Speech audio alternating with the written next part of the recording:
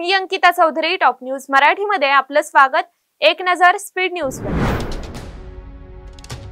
बच्चू कडूंच्या आंदोलनाचा तिसरा दिवस। मुख्यमंत्री बच्चू कडू यांच्यात आज मुंबईत बैठक होणार।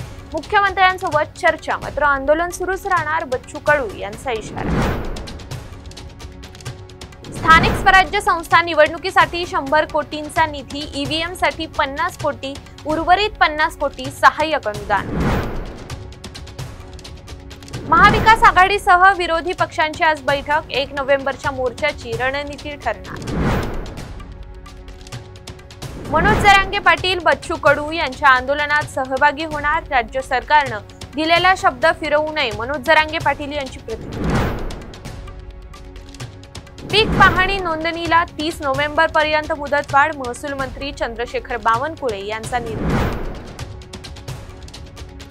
दिवाळीच्या 10 दिवसांमध्ये एसटीला 301 कोटींचं उत्पन्न। पुणे विभागाकडून 20 कोटींचं सर्वाधिक उत्पन्न।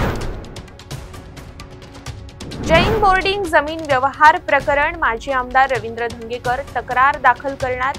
पुण्यातील चतुर्शृंगी पोलीस ठाण्यात तक्रार दाखल करणार। मुख्यमंत्री क्रिकेटच्या मैदानावर राजकारण करत नाहीत, शरद पवारांकडून मुख्यमंत्री देवेंद्र फडणवीस यांचं कौतुक। लाडकी बहीण योजनेसाठी सामाजिक न्याय विभागाने 410 कोटी वितरित केले। 18 नोव्हेंबर पर्यंत लाडक्या बहिणींना ई-केवायसी पूर्ण करण्याचं आवाहन। निलेश घायवळ प्रकरणात ईडीची एंट्री। पुणे, अहिल्यानगर, धाराशिवमध्ये कोट्यावधींची जमीन खरेदी करणाऱ्या घायवळच्या चौकशीसाठी पुणे पोलीस ईडीला लिहिणार पत्र। आरोप करणाऱ्यांना योग्य भाषेत अथवा कायदेशीर उत्तर देऊ। आपल्याला बदल घडवायचा आहे, बदला घ्यायचा नाही। माजी खासदार रणजितसिंह नाईक निंबाळकर यांची प्रतिक्रिया। कुख्यात गुंड निलेश घायवळ टोळीचा नवा कारनामा समोर।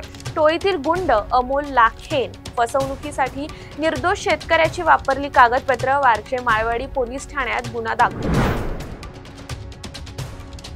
वंदे मातरम गीताच्या निर्मितीला 150 वर्ष पूर्ण। सर्व शाळांमध्ये गीताचं वाचन व इतिहास सांगणाऱ्या कथांचे प्रदर्शन भरवण्याचे आदेश।